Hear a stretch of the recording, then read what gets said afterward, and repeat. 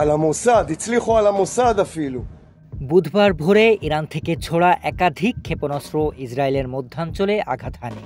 হামলার পরপরই ওই এলাকায় আগুন জ্বলতে দেখা যায় বলে জানায় স্থানীয় ও আন্তর্জাতিক সংবাদ মাধ্যম।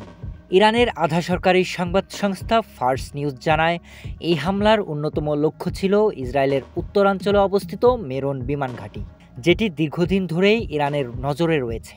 মেরন ঘাঁটিকে ইসরায়েলের একটি কৌশলগত সামরিক স্থাপনা হিসেবে বিবেচনা করা হয়, যেখানে রাডার ও প্রতিরক্ষা ব্যবস্থা স্থাপন রয়েছে।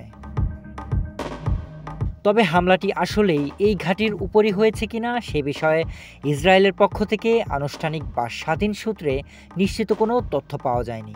এর অন্যতম কারণ, বর্তমানে দেশটিতে যুদ্ধকালীন সেন্সরশিপ জারি রয়েছে, ফলে বিশেষ করে সামরিক ঘাঁটি বা সংবেদনশীল স্থাপনায় হামলার বিষয়ে গণমাধ্যমগুলোকে প্রতিবেদন প্রকাশে সীমাবদ্ধতা মানতে হয়।